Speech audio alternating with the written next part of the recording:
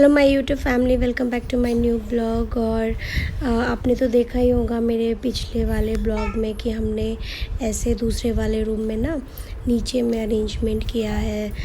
ये जो गद्दा है उसको बड़ा सा कर दिया है। अब इससे क्या ना जीतू को खेलने में आसानी होता है। मुझे भी थोड़ा सा टेंशन कम होता है जब वो इस रूम में होता है या डाइनिंग में होता है, क्योंकि नीचे में अरेंजमेंट है ना तो गिरने का चांस नहीं है। वैसे मैं हमेशा ध्यान रखती हूँ फिर भी। जीतू, ए जीतू, जीतू, जीतू, जीतू नहीं बात करेगा मम्मा से। आज बेटा रू उठा हुआ है कि मम्मा आ नहीं रही है लेने के लिए, इसीलिए। जीतू, ए जीतू, ये शना, ए शना। गाइस, ये ब्लॉग संडे का है। संडे को हम लोग त्र्यंबकेश्वर गए थे शिवलिंग का दर्शन करने के लिए। सुबह जल्दी उठ गए, 6 बजे उठते से ही जीतू का मालिश की, थोड़ी देर के बाद उसे नहलाई, फिर चाय पानी जो होता है वो करा। मैं सोची कि ना जब निकलेंगे ना उस टाइम पे जीतू को कपड़े पहना दूँगी। अभी तो घर के कपड़े पहनाई, और ना क्या हुआ, सुबह उठे तो देखा कि बारिश हो रही है बाहर। तो थोड़ा सी ये लगा यार कैसे जाएंगे, क्योंकि बच्चा अभी छोटा है ना, और संडे है तो त्र्यंबकेश्वर में भीड़ भी बहुत ज़्यादा होगी। तो एक पल के लिए आया कि नहीं जाते हैं, बट थोड़े 1-2 घंटे के बाद ना बारिश बंद हो गई। तो फिर हुआ कि नहीं चलो, मन में माना है तो जाकर आते हैं। मैं नहा कर आई, फिर कपड़े वगैरह पहन ली, फिर सोची कि चलो जीतू को कुछ खिला देती हूँ, क्योंकि फीडिंग तो है ही, मैं जा रही हूँ साथ में, तो ब्रेस्ट फीडिंग में कोई प्रॉब्लम तो नहीं होगी। बट फिर भी थोड़ा खा लेगा तो क्या है ना, पेट भरा रहेगा, वहाँ कितना टाइम लगेगा वो पता नहीं। तो मैं ऐसे ही करती हूँ, ओवन में दूध गर्म करती हूँ और फिर उसको ऐसे जो सिल्वर की कटोरी होती है उसमें डालकर फिर सेरेलैक सोची कि खिला देती हूँ। सुबह सुबह तो कुछ बना नहीं पाई, तो अपने पास एक तो रेडीमेड ऑप्शन में हमेशा सेरेलैक होता ही है, तो खिला देती हूँ ताकि आराम से 2 घंटे वो स्टेबल रहे। ये देखिए, कुर्ता पजामा पहन के बेड से बाहर।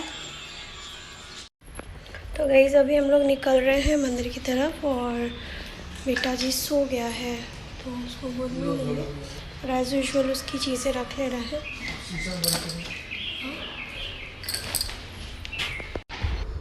एक चीज़ चलो अच्छा हुआ कि रोहित के ऑफिस के कलीग्स जा रहे हैं साथ में, और उनका कोई रिलेटिव है जो त्र्यंबकेश्वर में मंदिर में पंडित हैं, तो पूजा वगैरह कराने में आसानी हो। जब सेरेलैक खिलाई और उसके बाद थोड़ा सा फीडिंग कराया तो जीतू सो गया था, और जैसे ही गाड़ी में बैठा फिर सो उठ गया।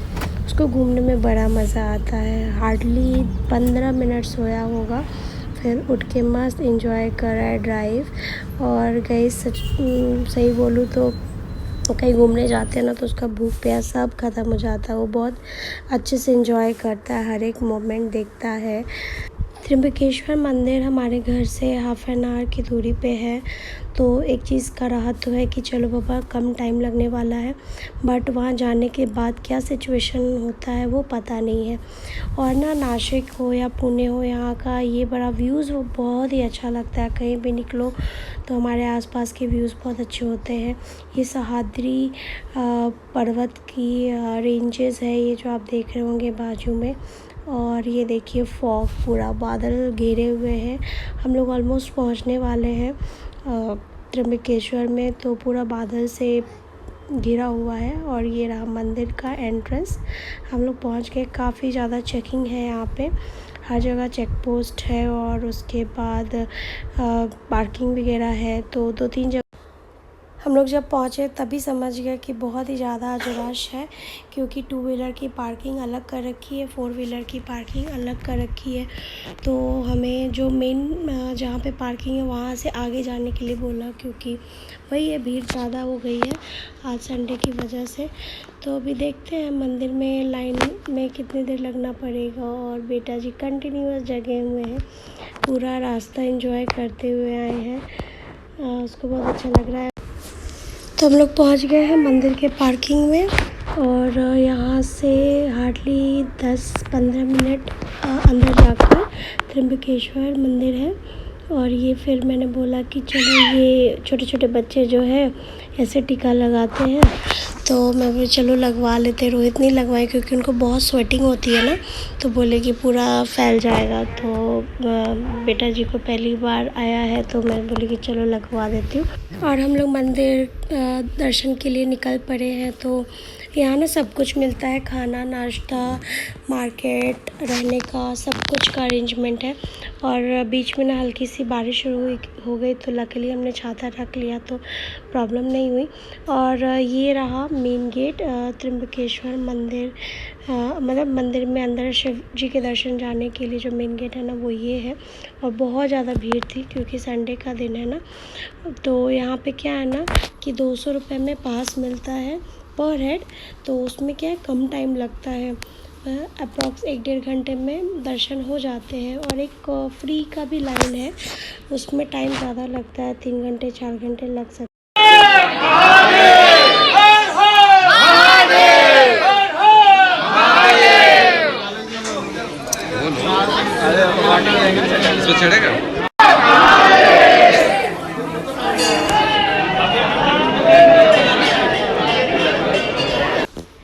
बाहर के मंदिर की जो कार्विंग है वो बहुत ही खूबसूरत है, बड़ा अच्छा लग रहा है।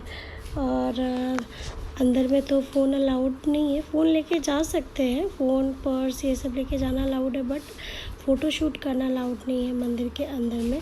ये बाहर के कैंपस में आप फ़ोटो शूट वगैरह कर सकते हो, तो हम लोग भी वही कर रहे हैं। और दर्शन में बस शिव जी के दर्शन करने को मिलते हैं, देखने को मिलता है, पूजा वगैरह करने को नहीं होता है अंदर में। आप बाहर में पूजा करवा सकते हैं। त्र्यंबकेश्वर मंदिर की मान्यता ये है कि यहाँ पे ब्रह्मा विष्णु महेश तीनों एक ही जगह स्थापित है।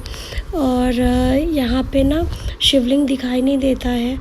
और क्या बोलते हैं, फूल वगैरह अगर आप लेकर जाते हैं ना तो मतलब मंदिर के अंदर जैसे आप एंटर करेंगे तो जो जहाँ पे पुलिस वगैरह होते हैं वहाँ पे वो सबमिट करवा लेते हैं, पर शिवलिंग के ऊपर जाकर चढ़ा नहीं सकते हैं। तो हम भी वही पूजा जैसे अभिषेक कराना था तो हम लोग बाहर में आए। ये रहा मंदिर, जो मेन मंदिर है यहाँ पे है, ये लेफ़्ट साइड से एग्ज़िट हो रहा है। और ये जो लाइन आप देख रहे हो ये बिना पास वाले लोगों की लाइन है जो एंट्री का पार्ट है। और ये एक अलग सा जगह बना हुआ है जहाँ पे अभिषेक होता है, पूजा होता है। तो हम लोग भी पूजा जी इस साइड में पूजा के लिए हमें कुछ नहीं करना होता है, सिर्फ दूध और नारियल लेके जाना होता है। बाकी पूरा पूजा सामग्री जो है वो पंडित जी लेकर आते हैं, वही व्यवस्था करते हैं। आपको जितने की भी पूजा करानी हो, 1100, 1500, 2100 वैसे उनको बोल देंगे तो वैसे वो सामग्री का व्यवस्था करके फिर पूजा कराते हैं। तो हम लोगों ने 1100 का पूजा कराया, तो सारी सामग्री वही लेकर आए थे, सिर्फ नारियल और दूध हम लेकर गए थे। और ये यहीं पे पूजा होता है, यहीं पे अभिषेक होता है। और ये रहा मंदिर, तो दर्शन कर लीजिए आप लोग भी। मंदिर से निकलते निकलते 12 बज गया। और अच्छा हुआ कि जीतू को मैं सुबह सेरेलैक खिला कर लाई, नहीं तो उसे बहुत ज़ोरों की भूख लगती। और लगभग पूजा जब ख़त्म हो गया ना वो रोना शुरू कर दिया क्योंकि उसको भूख लगने लगी थी। पूजा वगैरह होने के बाद आरती हुई और यहाँ पे बाहर में ये शिवलिंग बने हुए हैं। और ये हैं जो आप जहाँ पे रोहित दूध डाल रहे हैं ना, ये है सेम जैसा मंदिर के अंदर है वैसे ही बाहर में है गर्भगृह, तो वहीं पे ये दूध डाल रहे हैं। और जब मेरा ब्लॉगिंग कर रहे थे रोहित तो उस समय मेरे फ़ोन का बैटरी लो हो गया, फ़ोन बंद पड़ गया, तो मेरा ब्लॉग शूट नहीं हो पाया जब मैं दूध से अभिषेक कर रही थी। तो यही है, यहाँ पे ये पंडित जी हैं जिन्होंने हमारा पूजा कराया था। और यहीं पे फूल वगैरह जिनको अर्पण करना होता है, दूध चढ़ाना होता है, वो यहीं पे करते हैं। नारियल बस टच करके फिर हमें दे दिया जाता है घर लेके जाने के लिए प्रसाद रूप।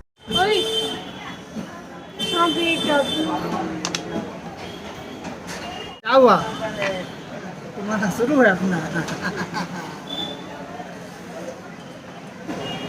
काफ़ी चालू है इसका। मंदिर से निकले तो लगभग 1 बज गया था, तो समझ ही सकते हैं कितनी ज़ोरों की भूख लगी थी। तो अच्छा सा रेस्टोरेंट तो नहीं है, मतलब खाने का ही जगह है। तो वहाँ पे हम लोग रुके, फिर खाना वगैरह ऑर्डर किया। खाने में ज़्यादा कुछ मंगाए नहीं, छोले भटूरे, साबूदाना खिचड़ी, और मुझे ना ताक पीने का मन था तो मैं सोची चलो पी लेती हूँ। गर्मी बहुत ही ज़्यादा हो रही थी और छोटी मोटी चीज़ें भी खरीदी हैं, तो वो घर जाकर दिखाऊंगी आप लोगों को। और ये मेरा बेटा इतना बदमाशी कर रहा है।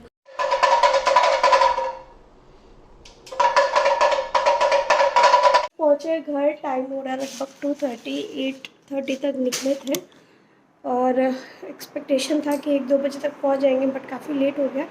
तो हम लोग बाहर ही खाना खा लिए और बहुत ज़्यादा एक्सर्ट हो गया। अब जा रही हूँ चेंज वगैरह करने, फिर बाबू को फीड कराऊंगी और फिर खाना वाना खिलाऊंगी उसको भी। बेटा जी के लिए डमरू और झुनझुना खरीदाया है, तो बेटा जी बिज़ी हो गए हैं खेलने में। और दिखाऊंगी आप लोगों को बाद में आराम से कि क्या क्या खरीदी हूँ। तो चलो, अच्छे से दर्शन हो गया शिव जी का। टाइम लगा बट हो गया, अच्छे से सब कुछ हो गया, पूजा भी हो गया। हाँ, रख देती हूँ, निकाल के रख दीजिए ना। एक्चुअली दूध बाहर रख के गए थे दूध वाले भैया, वो 12 बजे ही 11-12 बजे रख के गया। फिर तो पता नहीं बचा होगा कि फट गया होगा, वो तो उबालने के बाद ही पता चलेगा। वो लपेटने के बाद लॉक होता है। तो गाइस यहीं तक रखती हूँ वीडियो को, और उम्मीद करती हूँ अच्छा लगा होगा आज का ब्लॉग, और आपने भी दर्शन किया होगा हमारे साथ में। और गाइस साड़ी पहन के मैं इसलिए गई, अच्छा हुआ साड़ी पहन के गई। और मैं कोशिश करती हूँ कि पब्लिक एरिया में साड़ी पहन लूँ, बिकॉज़ ब्रेस्ट फीडिंग में काफ़ी आसानी होती है और प्रॉब्लम नहीं होती है। अदरवाइज़ सूट वगैरह में बहुत दिक्कत आ जाती है ब्रेस्ट फीडिंग में, अगर पब्लिकली कराना पड़ा। जैसे मंदिर गए थे तो वहाँ पे कोई फीडिंग रूम नहीं था, तो फिर ऐसे ही जो जहाँ पे पूजा हो रहा था वहीं पे बैठकर फिर फीड कराना पड़ा। तो वहाँ काफ़ी हेल्प हो गया, साड़ी पहनी थी इसलिए। तो मैं कोशिश करती हूँ कि पब्लिक एरिया में जाऊँ तो साड़ी ही पहन लूँ। थोड़ा सा 2 रीज़न है, एक तो ब्रेस्ट फीडिंग में भी आसानी हो जाएगी, और दूसरा है कि साड़ी वगैरह जो भी है वो यूज़ भी हो जाएंगी इसी बहाने। तो यही रहा। चलिए फिर मिलती हूँ नेक्स्ट वीडियो में, और इसी उम्मीद के साथ आप लोगों से विदा लेती हूँ कि आज का ब्लॉग अच्छा लगा हो और पसंद आया हो आज का वीडियो, तो प्लीज़ लाइक कीजिएगा। चैनल पे नए हैं तो सब्सक्राइब कर लीजिएगा। तो गाइस ये सब कुछ लिया है वहाँ त्र्यंबकेश्वर से, जिसमें से ये प्रसाद है, तो 2 पैकेट प्रसाद लिया गया है। उसके बाद ये नारियल दिया गया है, और ये जो है वो मेन होता है मिल्क केक जिसको बोलते हैं ना, वो है। ये प्योर बनाते हैं और सच में बहुत ही अलग टेस्ट होता है, बहुत टेस्टी लगता है खाने में। फिर ये तिल की लाई है, उसके बाद ये है पेड़ा, खोए का पेड़ा है, और ये कुछ चीज़ें ली है, जैसे यहाँ पे ना काठ की ये चूड़ियाँ बहुत फेमस है, तो ये लिया है। और एक ये ब्राउन कलर में, फिर एक छोटी साइज़ की अवनी के लिए है, ये मेरी बड़ी सिस्टर इन लॉ के लिए है, और इसमें से एक मेरा, एक भाभी का और एक मेरी छोटी सिस्टर इन लॉ का है।